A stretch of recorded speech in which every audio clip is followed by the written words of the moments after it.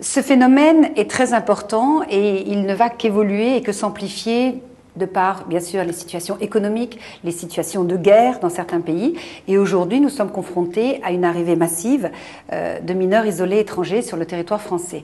Alors, sur le territoire métropolitain, on recense entre 6 000 et 8 000 mineurs isolés étrangers, mais de mémoire, en 2008, je crois que nous avons les chiffres de 2008, 1200 mineurs isolés étrangers sont rentrés sur le territoire français. S'ajoute à ça, bien sûr, le problème en Guyane et le problème absolument dramatique, je dirais, à Mayotte.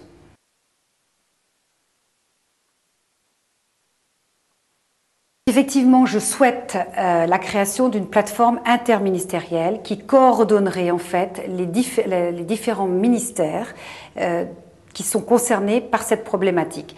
Alors, non seulement elle coordonnerait, mais ça permettrait aussi d'avoir de vraies statistiques.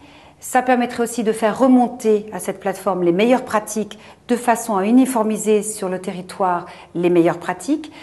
Et ce serait, et ça je crois que c'est très important, les associations l'attendent, les acteurs locaux autres qu'associations, et je souhaite d'ailleurs rendre un vibrant hommage aux associations qui travaillent de façon remarquable. Une sorte de guichet unique où ils pourront s'adresser pour avoir des réponses à leurs questions.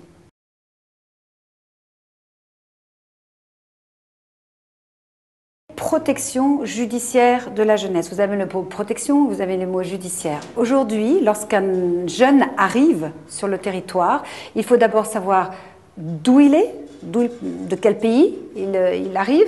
Souvent, il ne parle pas évidemment français, donc de quel pays il arrive, quel âge il a, s'il est mineur ou s'il n'est pas mineur, quel est son projet de vie, est-ce qu'il veut rester sur le territoire ou est-ce qu'il est juste de passage pour rejoindre la Grande-Bretagne.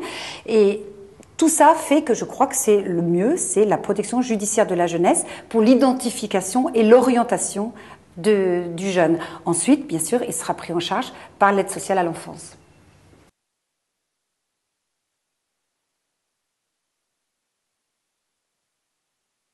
Je crois qu'il faut traiter ce phénomène avec humanité, mais en même temps avec pragmatisme et aussi une certaine fermeté.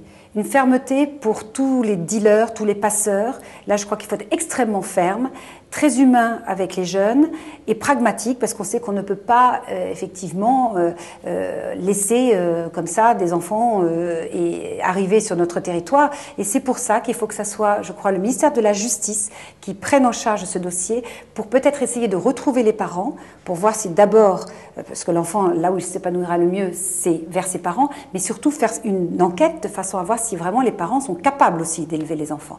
Donc si les enfants peuvent retourner auprès de leurs parents, c'est ce qu'il y a de mieux. Si vraiment ils ne peuvent pas, là il faut qu'on les prenne en charge.